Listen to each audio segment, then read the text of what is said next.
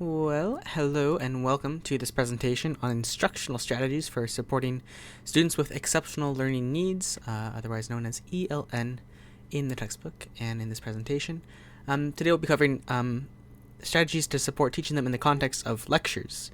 So today we're going to discuss techniques that are based on evidence and research that enhance comprehension, retention, and engagement for diverse learners in one of the most common instructional techniques, which is lecturing.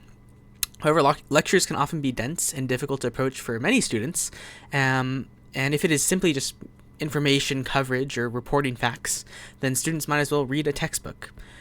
The intended outcome of lectures, however, is developing understanding and motivating students to learn. So given that successful lectures already face these challenges with this goal in mind, and that students with exceptional learning needs often do not learn well from traditional strategies, we will need to turn to the methods we have today, which are based on research in educational psychology and special education, which emphasize structured and student-centered learning approaches.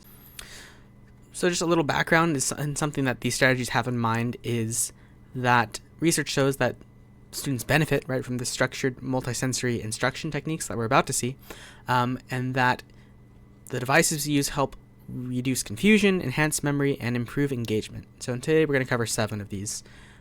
So the first one is simply slowing down. Right. So one of the simplest yet most effective strategies is slowing down instruction, the pace of instruction. Right. Research indicates that students with exceptional learning needs benefit from reduced instructional pacing, allowing them to process information more effectively. By providing additional wait time after asking questions and delivering content at a measured pace, we enhance comprehension and minimize cognitive overload. Right. This strategy is effective as it decreases frustration. Motivation is enhanced, it's increased, and perception is also increased when students can keep up with their notes, and this allows them to process auditory information.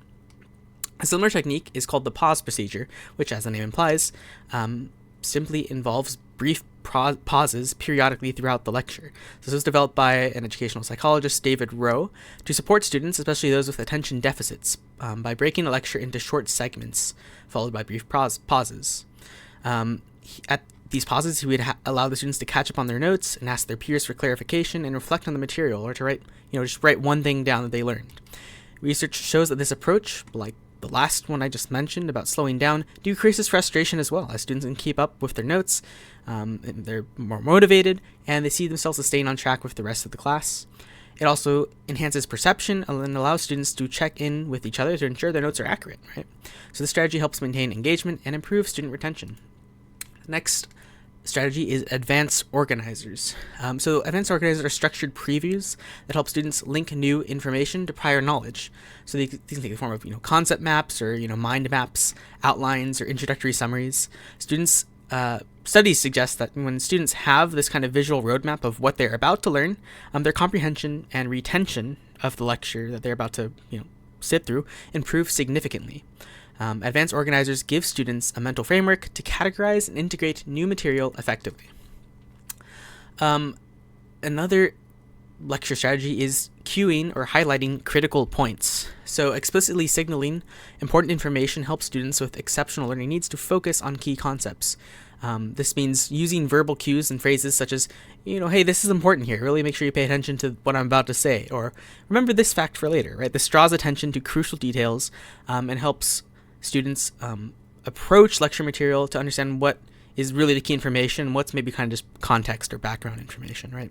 So additionally, visual cues, right? Not just auditory cues, but visual cues such as highlighting text or emphasizing key terms on slides reinforce critical information. Studies show that cueing or highlighting improves retention and reduces misconceptions by helping students distinguish essential content from peripheral details. The next strategy is soliciting student examples. Encouraging students to generate their own examples is a powerful way to deepen understanding. By asking students to relate concepts to their personal experiences, we activate this prior knowledge they have and strengthen their memory retention. This technique also increases engagement, naturally, as students see the relevance of the material in their own lives. Research suggests that the student-generated examples lead to greater conceptual mastery compared to passive learning or taking in information. Another strategy that's effective is to provide a wide variety of examples. Students with exceptional learning needs require multiple examples to fully grasp the concept, as do many students.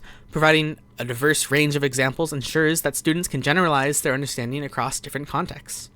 Research indicates that when instruction includes various examples, right, students develop a more flexible and accurate understanding of the subject matter. Additionally, incorporating real-world applications enhances engagement and motivation. The next strategy here is what they call explicitly teaching big ideas. Students with exceptional learning needs benefit from instruction that focuses on overarching themes, right, rather than isolated facts, or at least starting with that. Teaching the big ideas of a subject helps students organize the information and process what they're about to take in, and develop these connections between concepts. This, of course, increases motivation, as students can begin to succeed more in understanding when they later get to concrete examples, right, and they'll have a higher level of attention when they are motivated. Research shows that starting with concrete examples not only increases perception, but also activates memory by attaching abstract learning to tangible representations. When students can grasp the broader framework of a topic, they are better able to recall specific details, avoid confusion, and apply their knowledge in novel situations that they have not come across before. Next strategy here is providing non-examples. Non-examples are basically examples that are either the opposite of the definition we're looking for, or things that could be similar but distinct, right? So research shows that students tend to often overgeneralize concepts, leading to misunderstandings and connecting to things that shouldn't actually be connected. So by systematically presenting both examples and non-examples, we improve students' ability to discriminate between these related but distinct ideas. This method is particularly effective in subjects like the sciences or math, where precise definitions are very essential. The next strategy we have here is teaching CSA or CRA, that is instructional sequence of concrete, semi-concrete, and abstract.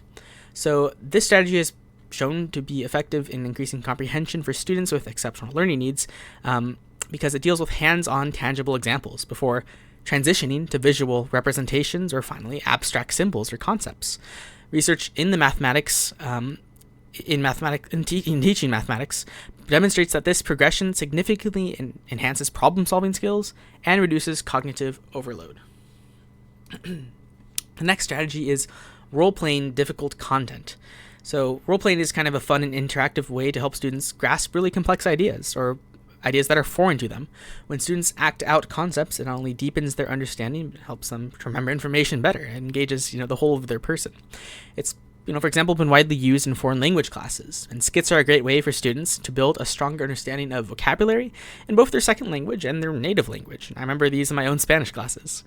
Research shows that role-playing is especially effective for abstract topics, as it gives students a hands-on experience that boosts memory and comprehension, and it's perfect for those who learn best through movement and hands-on activities. So we've seen a lot of strategies today, but the basic idea is that incorporating some of these strategies into instruction can significantly enhance learning outcomes for students with exceptional learning needs.